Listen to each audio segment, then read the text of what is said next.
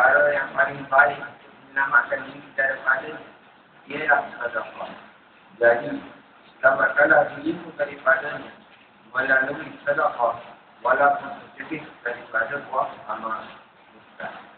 Di dalam sebuah hadis, baginda Rasulullah sallallahu alaihi wasallam bersabda, "Aku telah diperlihatkan surga.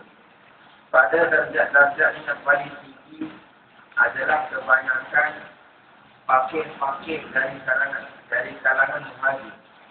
Orang-orang kaya dan perempuan adalah terlalu sedikit bilangan surga yang banyak yang ke atas. Aku telah diberitahu bahawa orang-orang kaya masuk di pintu surga seperangkap dalam kitab, dan perempuan seperangkap dalam cinta pada emas dan perak." Di dalam riwayat yang lain dikatakan bahawa baginda Rasulullah sallallahu alaihi wasallam bersabda, "Aku berdiri dekat pintu surga dan melihat orang-orang miskin berduyun-duyun memasukinya, sedangkan orang-orang kaya masih lagi terperangkap di dalam kitab.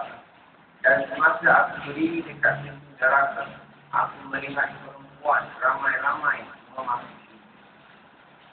Sebuah hadis lagi menyatakan bahawa baginda sallallahu alaihi wasallam bersabda, "Manusia takut dua perkara yang sebenarnya kebaikan bagi.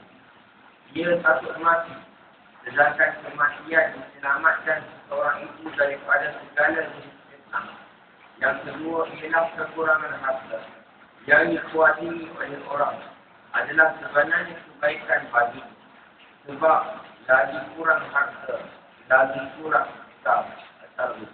Satu ketika baginda Rasulullah sallallahu alaihi wasallam mendatangi majlis sahabat-sahabat radhiyallahu anhu, lalu bersabda, "Pada malam aku telah melihat syurga dan martabat kamu di dalamnya."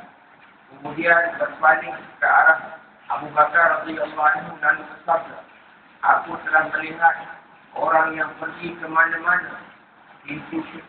Aku telah melihat orang yang pergi ke mana-mana pintu syurga.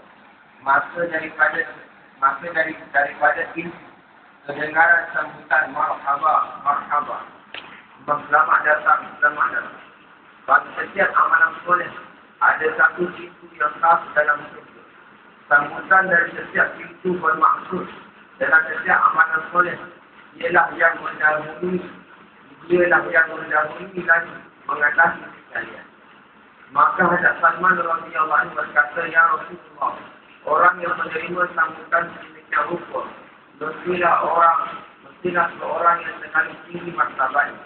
Baginda menjawab, "Orang itu adalah Abu Bakar."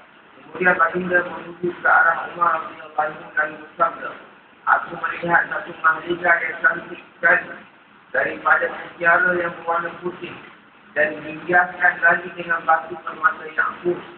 Aku telah bertanya, dan siapakah mahligai ini? Maka aku diberitahu bahawa ini adalah milik seorang pemuda dari Quraisy. Aku telah menganggap bahawa akulah pemuda Quraisy itu selaku Sayyidul Mursalin. Maka aku pun tidak memasuki mahligai itu. Tetapi aku telah diberitahu bahawa mahligai itu adalah milik Umar radhiyallahu anhu." Lepas itu baginda telah menceritakan martabat dalam surga yang ditentukan bagi Hadrat Uthman, Ali dan lain-lain sahabat radhiyallahu anhu.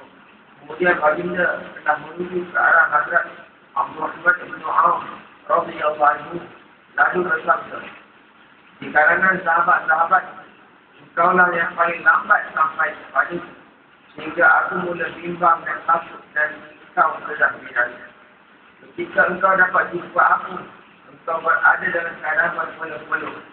Aku telah bertanya kepada engkau, apakah sebabnya engkau begitu lambat masuk surga? Maka engkau telah menjawab bahawa engkau terperangkap dalam urusan memberi sesak mengenai harta, dan bahawa engkau telah terpaksa memberi keterangan mengenai cara yang mana memperolehi harta dan bagaimanakah telah membelanjakannya. Mendengar mengenai diri sendiri, maka Abdurrahman bin Auf radhiyallahu anhu mula menangis. Kemudian beliau berkata, Ya Rasulullah, pada malam tadi, saya telah menerima 100 ekor unta termuat dengan barang-barang daripada perniagaan saya di Mesir. Saya hendak mensedekahkan semuanya untuk orang-orang miskin dan anak-anak yatim di Madinah. Mudah-mudahan dengan berkat Allah ringankan lagi memudahkan hisab saya pada hari tersebut. Semoga Allah beri. Amin.